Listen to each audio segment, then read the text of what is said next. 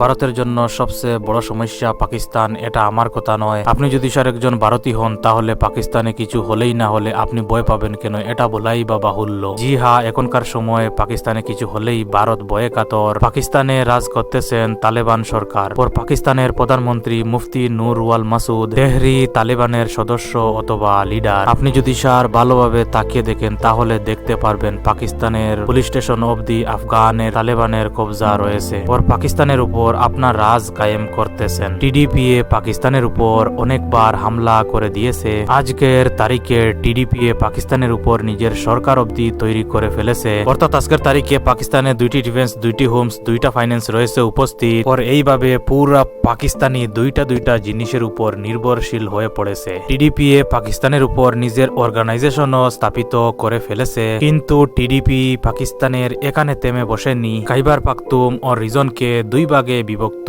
করে দেয়। পরে এত কিছু করার পরও টিডিপির প্রধানের বক্তব্য তারা পাকিস্তানিদের গুলামি থেকে আজাদি করতে চায়। জিহাদি পাকিস্তানের নামে তারা কাজ করতেছেন। এই কাহিনী আপনি বুঝতে গেলে একটু পিছনে চলে যেতে হবে, তখন আপনি বুঝতে পারবেন পুরাপুরি কি ঘটনা হয়েছিল। অক্টোবর 2022 সালে টিডিপি নিজের সাকসেসের মধ্যে একদম পাশাপাশি চলে আসে। পাকিস্তানের একজন মিনিস্টারকে তারা কিডন্যাপ করে ফেলে। নিজের কর্মীদেরকে ছাড়াতে গিয়ে তারা মিনিস্টারকে কিডন্যাপ করে ফেলে। এর সাথে আরো 3টি উদ্দেশ্য নিয়ে তারা এই মিনিস্টারকে কিডন্যাপ করেন। প্রথমের দাবি হলো তাদের পুরা পাকিস্তানে শিয়া আইন চালু করতে হবে। ওর দ্বিতীয়টা হলো পুরা পাকিস্তানকে আলাদা আলাদা ভাবে ডিভাইড করে দেওয়া। ওর পাকিস্তানে 2টি শক্তিশালী গ্রুপ পড়ে রয়েছে, তারা হলো বলুচ প্রভিন্স ওর পাশতুন প্রভিন্স। তাদেরকে অনেক সাপোর্ট করে টিডিপি। টিডিপি কা তৃতীয় দাবি হলো খাইবার প্রভিন্সকে দ্বিতীয় বা অন্য একটি দেশ তৈরি করার। আর সেখানে তারা নিজের রাজত্ব চালু করতে চাইছে তারা। ওর ইন্ডিয়ার জন্য এই বিষয়টি কতটুকু গুরুত্বপূর্ণ।